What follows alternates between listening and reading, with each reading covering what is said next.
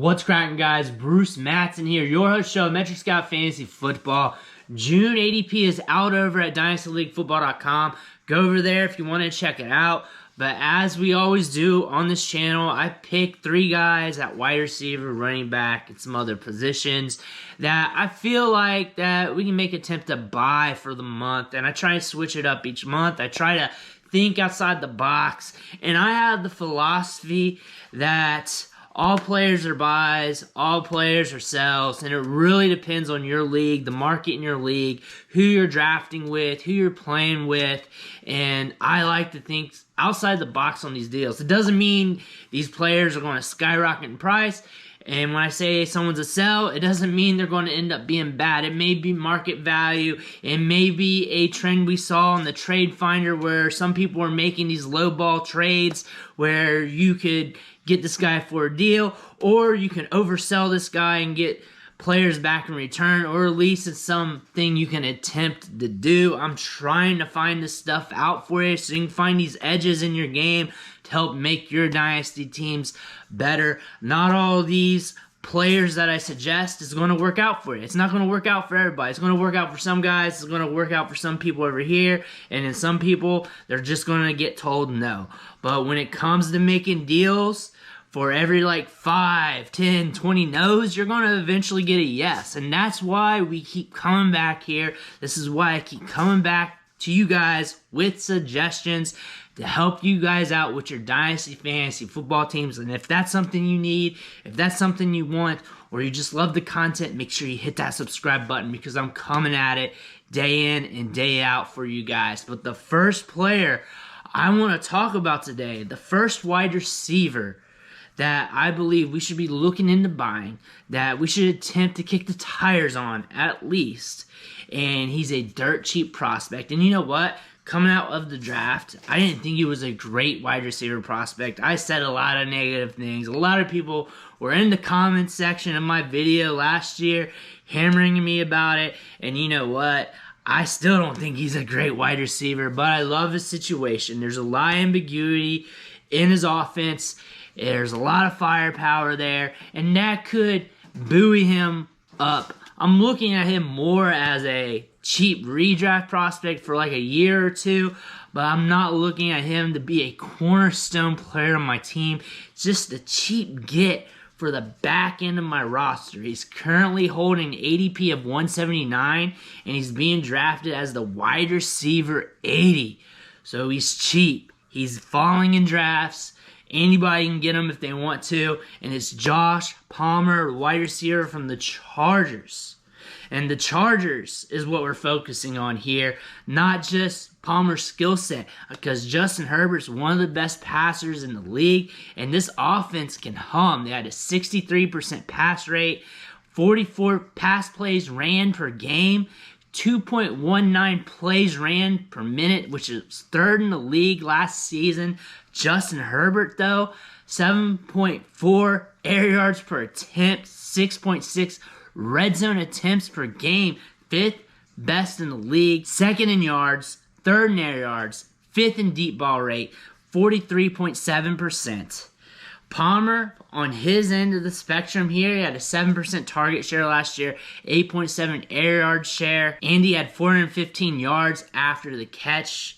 It had 1.97 yards per route run. Wasn't the most efficient wide receiver, but the volume in this passing offense, with him being the 3rd or 4th option here, and if attrition hits this team and he has to step up, the volume here could buoy him to production. We're looking at a guy that could just sit on the back of a roster and we could use in a pinch.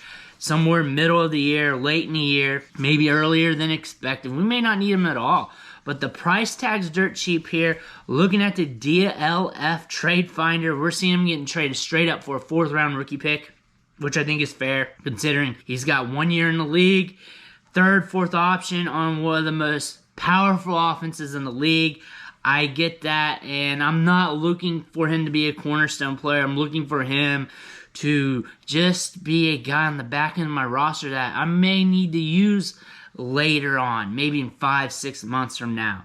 Late third-round rookie picks we're seeing him traded for. 5th and 6th-round rookie picks together. This guy's free. He's dirt-free. You can get him added on to a bigger trade as a free option. You can trade him for IDP players.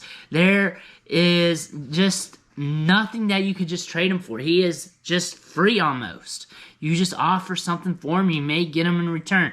If not, don't overpay for him. Just walk away. If you can get him for dirt cheap, if you can get him for next to nothing on your team, do so. Check it out. If he's your wide receiver 10 and he ends up giving you some production, or he just elevates in price over time, you may want to check that out, because Justin Herbert, the passing volume, the efficiency in this offense, and as we see it, this team's getting better, and we could see him just be anointed with some production, with some more dynasty value. He could hold his own, and if not, there's no loss because he's dirt-free. Justin Herbert here, 2nd in yards last year, 3rd in air yards, just pushing the ball downfield, and this team has a 63% pass rate. They like to throw the football. Josh Palmer could be a part of that if he continues to develop in the system. And if it doesn't work out, you're out of basically nothing. Of some guys traded 5th and 6th round rookie picks for him. Nothing at all. You can even get him as an add-on to a trade. You're already making a trade and be like, hey, could you throw Josh Palmer in on that? That's a chance that could happen. You'd be like, man, I'll definitely hit that smash on that submit button on this trade. You throw in Josh Palmer. Let's move the deal out here. You could try that out. Get him for free. Get him as a free player. The next player I want to talk about here on this list, and on these buy videos that I like to do monthly, I like to give you a guy way bottom of the spectrum, somebody in the middle, and then someone that's super expensive. That way you get something in each tier and all the spectrums here. This guy is kind of middle of the road, but a little bit more on the higher end. I just want to come out hot today with some fire. And this guy was recently traded. He's been productive, and he was a former 1st-round pick. And he's exciting. He's in a new situation, and it's secretly good. Not many people are thinking about it. I'm talking about Marquise Hollywood Brown. He's got an ADP of 52.17, and he's being drafted as the wide receiver 26. Decent discount in startup drafts. He's only 25 years old. Baltimore last year, solid. 27% target share, 33% share of the air yards. He had 4 wide receiver 1 weeks, and that was before the quarterback situation with the hell. He also had to deal with some injuries, but now steps in the Cardinals and Kyler Murray, and a lot of people think this is a suspect situation. It's a little dicey, a little ambiguous, but you know what? There is one thing that Marquise Brown excels at, and that's getting downfield, attracting the air yards, and making the big play. What does Kyler Murray wants to do? Well, think about it by looking at the stats. Averaging 8.1 air yards per attempt, 1,887 completed air yards. That's top 11 in the league, but he missed 3 games, so he would have been well in the top 10 if he played all 16, 17 games last season. 14.87% of his passes went for 20 yards or more, one of the tops in the leagues in that realm. 7th in the league with 76 pass attempts of 20 yards or more. Remember, he missed 3 games last season. Would have been well into the top 5 on that spectrum. He wants to throw it deep. Why did they trade for Marquise Brown? Because they want to throw it deep. This is going to be another situation where Marquise Brown is going to be an air yards magnet. The price is kind of fine here. We're looking at the DOF Trade Finder. That is the best place where I like to look for the price, because I can get a view into the markets in other leagues. I like to look at the high end, the low end, the middle end, and when I'm looking for deals, I also want to look at the cheaper end, and I want to see if I can get it. I'm not trying to rip off my league mates, but I'm trying to rip off my league mates. It's okay. It's okay. A lot of people hate it, but they're not trash offers. I'm just seeing what I can sneak away with. I'm trying to kick you in the shins and see if you'll say ow or not. But here, 2 second-round rookie picks for Marquise Brown. That happened. That was real life. KJ Hamler, Damian Harris for Marquise Brown. 2 late firsts, 112 and a 113. So pretty much second-round rookie picks. Marquise Brown, a 2023 first. A little expensive, but could be right for you if you really want him. James Conner, older running back. Short-term production running backs. You can throw Lenny Fournette in there. Guys like James Conner, maybe Ezekiel Elliott. Short-term productive running backs. You could throw that in on that spectrum as well for that James Conner price point. If you want to think that way. If you want Marquise Brown, am I saying he can go gangbusters here? Yeah, that could happen because he's going to be getting those deep balls. He's probably going to get a good 30% share of the air yards. Probably going to push for a 20% target shares more as long as he's healthy. And this is a good spot for Marquise Brown. And it's very sneaky. And this is a very good value. You're getting him as a wide receiver 2 price point, a back-end wide receiver 2. And he's going to have some wide receiver 1 weeks because they're going to connect on those deep ball attempts. Will Fuller style, but more consistent and more healthy, which is always good. If you love Will Fuller and you've always been on the underground wagon, you should be definitely onto that Marquise Brown hype train because he's a healthier version that gets it done downfield. The next player I want to talk about, he's on that top tier of the spectrum here when we're looking at value. And he is expensive, but yet is kind of still at a discount. And I really want to give you some of these top tier players that we want to think about buying, think about selling, because that's where part of the game's played at that top level. Can we hit on those players? If we miss big. And it's very important that we reel in the right players. And I like them being efficient. I like them really hitting those numbers on the perception. Shout out to Matt Harmon on that one. And this guy embodies that. He's got a dicey quarterback situation, but he's been productive with a dicey quarterback situation. So nothing's changed.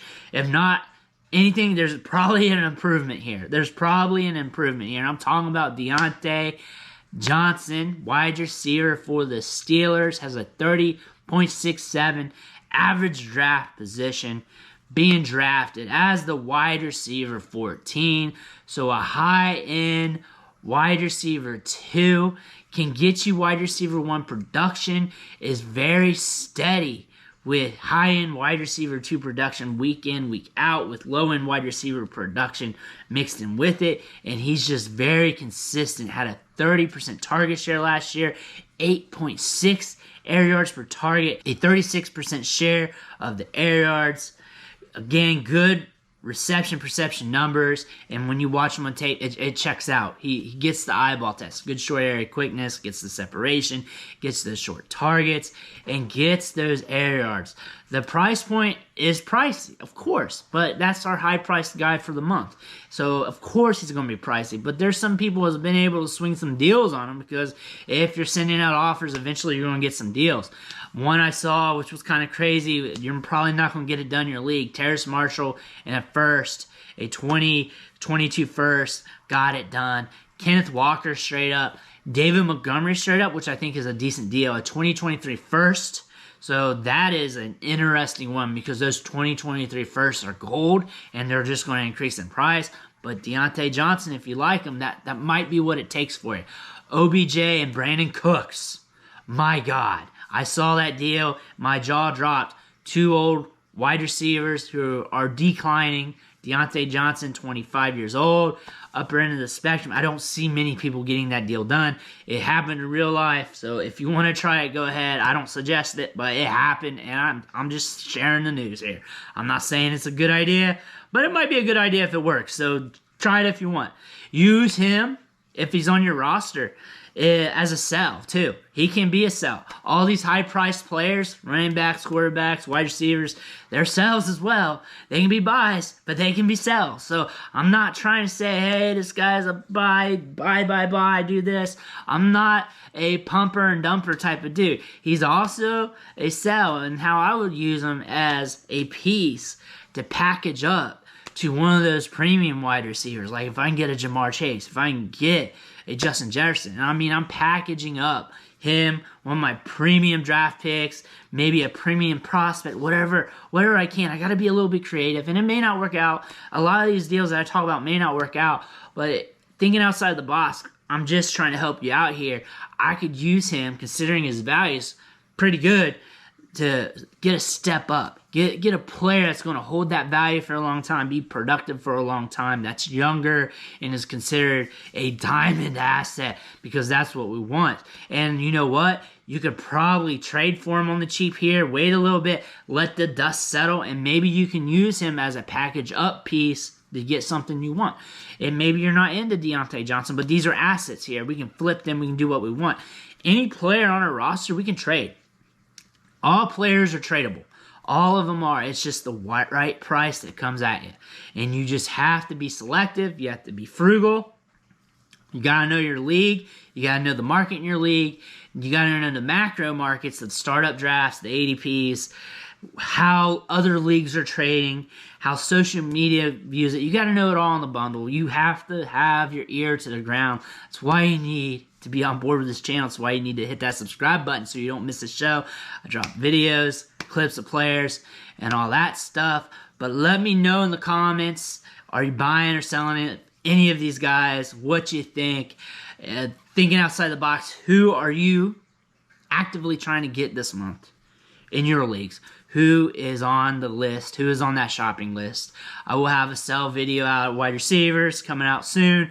Buys and sells at running backs, and maybe some tight ends and quarterbacks if I can get around to it. But make sure you pump that like button. Let me know I did a good job. But first and foremost, I want to thank you for watching the show. Stick with me, and I'll catch you next time.